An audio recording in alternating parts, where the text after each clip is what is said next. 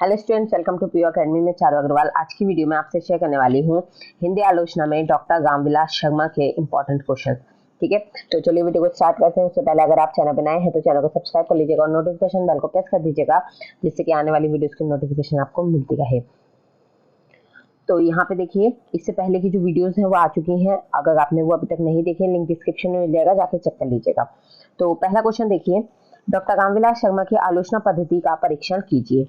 ठीक है, इस क्वेश्चन को इस तरह से भी पूछा जा चुका है कि डॉक्टर रामविलास शर्मा का हिंदी आलोचना के विकास में क्या योगदान रहा है, स्पष्टीकरण कीजिए। या फिर आपसे पूछा जा सकता है इसका मूल्यांकन कीजिए। ठीक है, तो आंसर देखते हैं। सबसे पहले देखिए डॉक्टर रामविलास शर्मा, तो यहाँ पे आंसर है डॉक्टर रामविलास शर्मा मार्क्सवादी आलोचक थे। कौन थे? मार्क्सवादी आलोचक थे, ये याद रखिएगा। उनके संबंध में डॉक्टर बच्चन सिंह ने लिखा है कि मार्क्सवादी आलोचकों में डॉक्टर रामविलास शर्मा की दृष्टि सबसे अधिक पैनी, स्वच्छ और तलस्पर्शी है।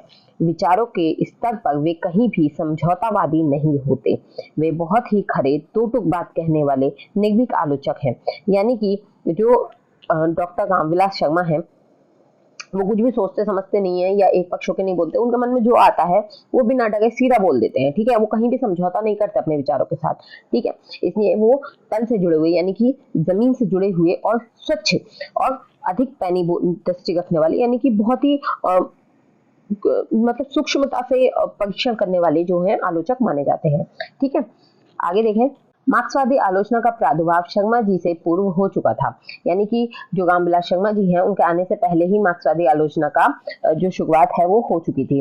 हंस के संपादन के रूप में डॉक्टर शिवदान सिंह चौहान उनके सैद्धांतिक पक्ष पर बहुत कुछ लिख चुके थे। प्रकाश चंद्र गुप्त ने भी इस संबंध में अपने विचार प्रकट किए थे। प्रारंभ में प्रगतिवाद साहित्य की व्यापक प्रगतिशील चेतना के उन्मेष को लेकर अवतीर्ण हुआ था, किंतु बाद में उसका आशय कम्युनिस्ट पार्टी की नीतियों का उद्घोषण मात्र रह गया।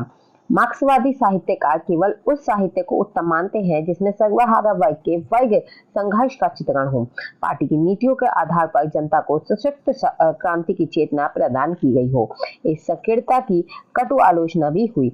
शने शने यानी कि धीरे धीरे साहित्यकारों ने संकीर्णता से मुक्त होने का प्रयास भी किया। जहां तक डॉक्टर रामविलास शर्मा का प्रश्न है, वे मार्क्सवाद आलोचक होने के कारण साहित्य में सर्वहारा वर्ग के चित्रण पर बल देते हैं। साहित्य संदेश में प्रकाशित अपने एक लेख में उन्होंने कहा, उनका एक लेख लिखा गया, किसमें? साहित्य संदेश में उनका एक लेख लिखा। उसमें उन्होंने क्या कहा कि साहित्य लिखते समय साहित्यकार को यह ध्यान रखना चाहिए कि वह सर्वहारी का सहयोगी साहित्य निर्मित करे, पर यह एक संकीर्ण मनोवृत्ति है।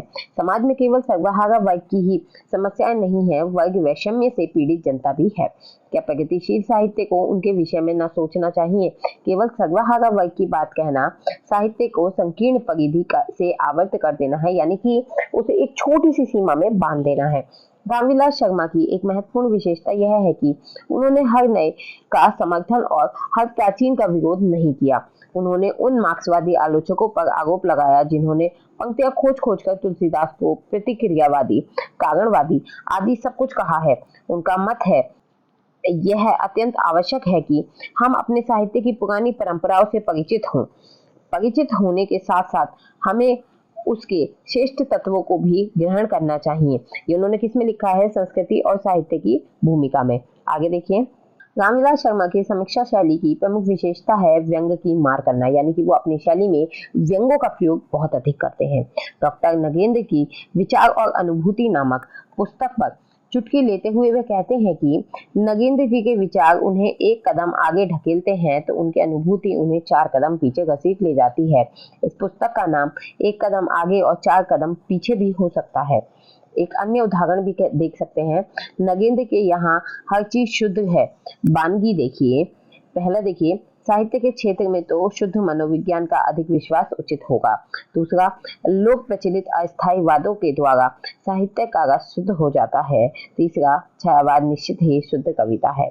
हम अपनी तरफ से यही कह सकते हैं कि नगेंद्र की आलोचना बिल्कुल शुद्ध आलोचना होती है।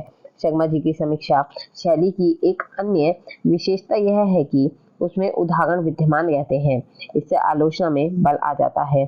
उन्होंने जब महापंडित राहुल सांकृत्यायन की विचारधारा की आलोचना की थी तो साहित्य में जैसे एक भूचाल आ गया था, किंतु उन्होंने प्रमाण देकर अपनी बात कही थी। इसलिए आने वाले तूफान से आप प्रभावित रहे।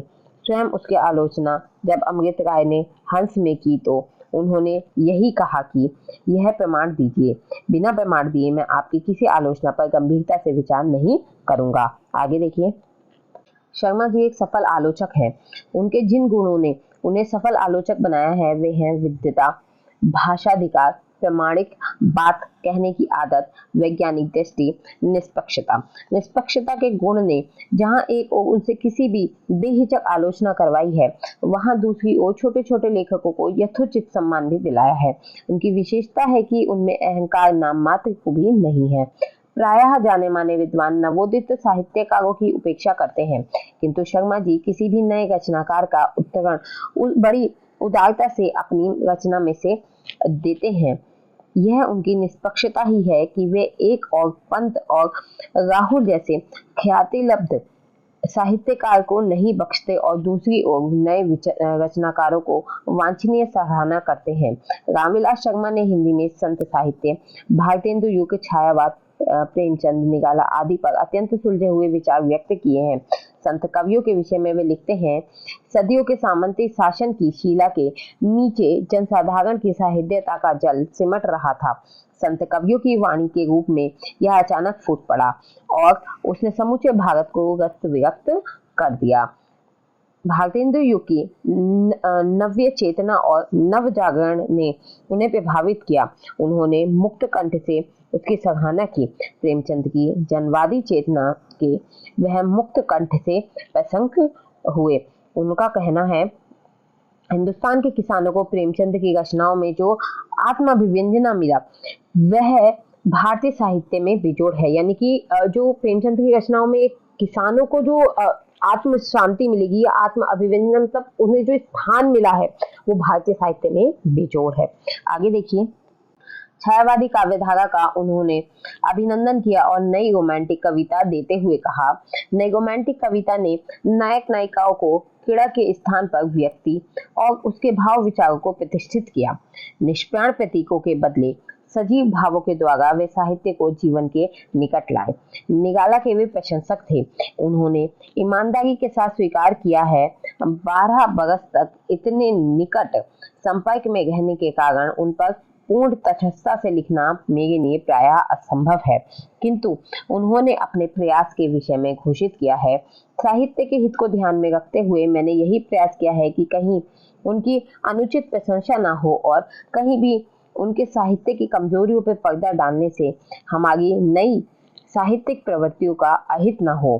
कहना ना होगा कि यही दृष्टि प्रत्येक आलोचक की होनी चाहिए, तभी उसकी आलोचना सही होगी। तो देखिए क्या हुआ, वो निराला के साथ रहे, 12 साल उनके बहुत पास रहे, तो निराला के वो प्रशंसक रहे। तो वो यही बात कहते हैं कि मैं बिल्कुल ध्यान रखूंगा कि कहीं भी मैं उनकी अनुचित प्रशंसा ना कर दूं या फिर उनकी किसी साहित्य की कमजोरी पर मैं पर्दा ना डाल दूं। ठीक है, तो डॉक्टर रामविलास शर्मा आमतौर पर छंदोबद्ध कविता के समर्थक रहे हैं, फिर भी उन्होंने निराला के मुक्तक छंद की प्रशंसा की है। कारण यह है कि निराला के मुक्त छंद में कविता, ध्वनि साम्य, काव्य गुणों की सत्ता आदि विशेषताएं रहती हैं। इसके विपरीत जिन कवियों के मुक्त छंद कोरे गद्य के बदल जाते हैं उनकी कटु आलोचना की है।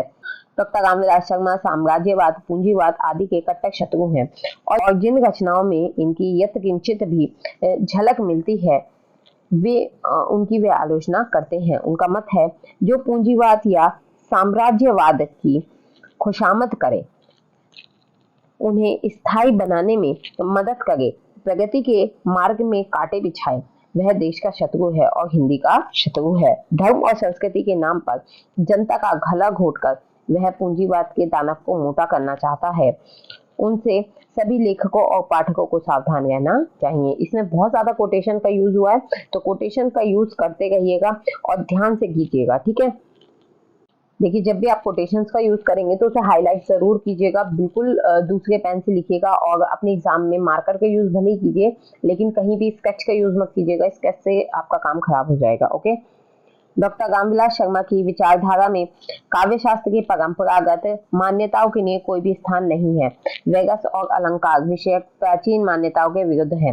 रस को ब्रह्मानंद सहोदर कहने वालों के साथ उन्होंने खूब चुटकियां ली। आधुनिक युग में प्राचीन गत सिद्धांत की निगसता उन्होंने सिद्ध की है, परंतु इसका आशय यह नहीं कि वे हर प्राचीनता के विरोधी हैं। हम देख चुके हैं कि वे प्रांत साहित्य और तुलसी के प्रशंसक रहे हैं।